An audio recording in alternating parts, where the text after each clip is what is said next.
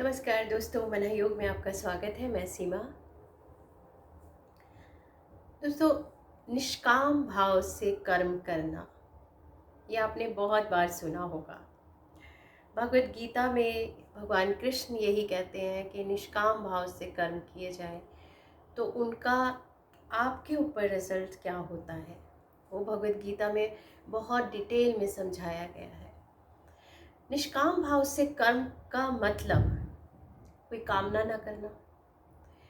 अब उसमें एक छोटी सी एक स्टोरी की उसमें हम समझने की कोशिश करेंगे कि एक कामना रख के काम किया गया उसमें, और निष्काम कोई कामना नहीं रखी गई फिर कोई काम किया जाता है, उसमें दोनों में अंतर क्या होता है।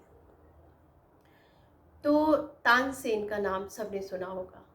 अकबर के दरबार में नौरत्नों में से एक थे तानसेन।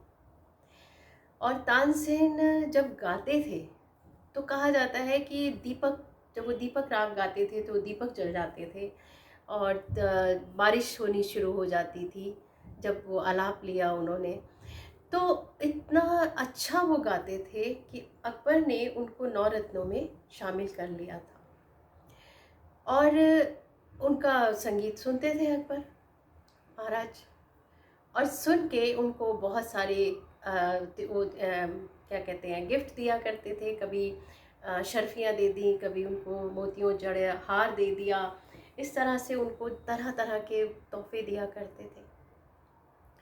तो एक बार तानसेन गा रहे थे और अकबर ने कहा कि जब वो बाद में तारीफ़ करते थे उनकी कि बहुत बहुत अच्छा गाया और ये सब बहुत सारी उनकी तारीफ़ हुआ करती थी, तो अकबर ने कहा कि तानसेन, तुमसे बेहतर ना शायद कोई गा सकता था और ना गा सकेगा।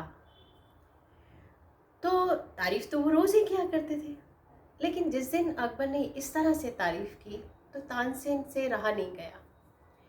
और तानसेन ने कहा कि महाराज क्षमा कीजिएगा, आप रोज़ मेरी तारीफ़ करते थे, मैं सुनता था, लेकिन आप जो कह रहे हैं कि मुझसे बेहतर ना कोई गाता था और ना कोई गा सकेगा, ये आप कैसे कह सकते हैं। तो अकबर ने कहा, भाई हम तो बहुत खोजबीन के बाद हम अपने दरबार में उन लोगों को रखते हैं जिनसे उनसे बेहतर कोई हो नहीं सकता। अकबर की एक कह लीजिए उसकी एक आदत थी है कि भाई बेहतर से बेहतर उसको अपने दरबार में लेकर आना है। तो तानसेन ने कहा कि आपने अभी मेरे गुरु को नहीं सुना। अब अकबर को बड़ा वो हुआ कि भी एकदम से उसको भी एहसास हुआ कि जिसका शिष्य ऐसा गा सकता है तो उसका गुरु कैसा गाता होगा। तो अकबर ने तानसेन से कहा कि भी गुरु को लाया जाए। अब जैसे ही अकबर ने कहा कि गुरु को लाया जाए तो तानसेन ने यही कहा कि महाराज रोज़ाना जो आप मेरी तारीफ़ करते थे और मैं उस तारीफ़ को सुन लेता था, और लेकिन अंदर से कहीं एक आवाज़ आ रही होती थी कि ये तारीफ़ मेरे लिए नहीं है। लेकिन मैं गुरु का नाम इसलिए नहीं लेता था क्योंकि मुझे मालूम था कि जैसे ही आपको पता चलेगा आप कहेंगे गुरु को लाए, और गुरु ऐसे आएंगे नहीं मेरे। तो उनके जो गुरु थे हरिदास जी, अब उनको अकबर ने कहा लेकिन मुझे तो सुनना है, कैसे भी करके सुनाओ मुझे। तो तानसेन ने कहा कि जी एक ही तरीका हो सकता है, वो रात को 3 बजे उठते हैं और उसके बाद स्नान वगैरह करने के बाद आके गाते हैं, तो आप छुप कर हम लोग सुन सकते हैं। तो अकबर ने कहा ठीक है। अब जी वो बहुत, अकबर तो इन चीज़ों के लिए बहुत ज़्यादा ललायत रहते थे कि भी ऐसी चीज़ें मुझे मिलें जो सबसे टॉप पर हो।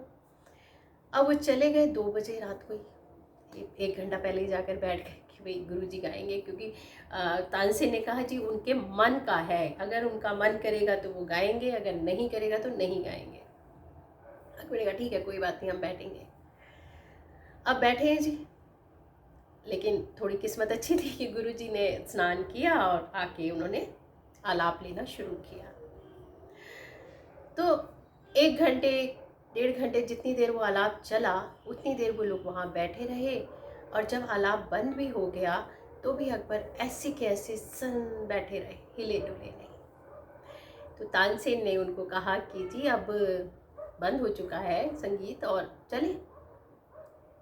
तो अकबर ने उसको एक बात बोली कि तानसेन, जब तुम गाते थे तो जब बंद हो जाता था वो संगीत तो बंद हो जाता था, लेकिन आज जो संगीत मैंने सुना, आज जो मैंने राग सुना, और जो एक उनकी आवाज़ में जो दम था, जो चीज़ थी, वो वहाँ तो बंद हो गया लेकिन यहाँ बंद नहीं हुआ, यहाँ चल रहा है। तो ये कैसे? तो तानसेन ने कहा कि महाराज, मैं जो गाता था मैं कुछ पाने के लिए गाता था। मुझे पता था कहीं पर एक कामना थी जुड़ी हुई कि जब मैं गाऊंगा, आज मैं गाने बैठ रहा हूँ तो मुझे मोतियों के हार और ये अशर्फियाँ और ये सारी चीज़ों से नवाजा जाएगा। लेकिन जो गुरुजी गा रहे हैं वो सब पा चुके हैं, उसके बाद गा रहे हैं, वो निष्काम गा रहे हैं, कोई कामना नहीं है उनके गायन में, तो वो खुद ही गायन हो गए। तो यही चीज़ हमें भगवद गीता में जब बताई जाती है कि निष्काम भाव से कर्म किए जाए, तो निष्काम का भाव का कर्म का अर्थ ये है कि उसके अंदर आपकी अपनी एक ऊर्जा भी है, आपका जुनून है, उसके अंदर एक कामना नहीं है। अगर हम कोई कामना लेके चलते हैं कि हमें सफलता मिलेगी ही मिलेगी इस काम में, हमें इतने लेवल पे सफलता मिलनी चाहिए। देखिए, एक लक्ष्य बनाना एक अलग चीज़ है कि हमने जीवन में लक्ष्य बनाया है कि हमें यहाँ तक ये करना है या वो करना है, उसमें भी अपना 100% देना पड़ता है। लेकिन अगर कई बार ये होता है कि जब हम कामना लेके चलते हैं और हमें कुछ कदम चलने के बाद असफलता मिलती है तो टूट के बैठ जाते हैं, फिर वो रास्ता ही छोड़ देते हैं।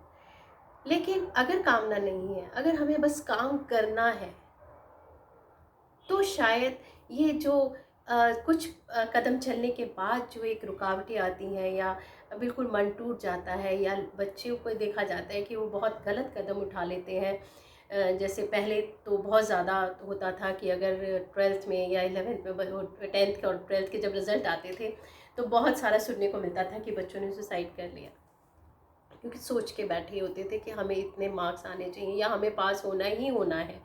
अब अगर मेहनत ही नहीं की है तो तुम सोच के बैठोगे पास होना है, तो कहाँ से हो जाओगे भाई, है ना? तो लेकिन एक कामना करके हम जब काम करते हैं तो हम उसका रिजल्ट पूरी तरह से चाहते हैं। वहाँ मेहनत में कमी हो जाती है, वहाँ मेहनत बहुत कई बार होता है कि हम उतने लेवल पे मेहनत नहीं कर पाते हैं, उतना खो के उस काम को हम नहीं कर पाते हैं जितना अगर हम एक बिना कामना करे हुए अपना 100% देते चले जाएं बस, तो वो एक अलग ही बात होगी। तो तानसेन की जो स्टोरी है, इसको सुन के एक भगवद गीता की जो लाइनें हैं हम उनको भी समझ सकते हैं, और अगर अपने काम में एक जुनून की तरह से या पूरी तरह से समर्पित होकर हम अपने काम को करें तो सफलता निश्चित है। आज के लिए इतना ही, मिलेंगे अगली वीडियो में, तब तक के लिए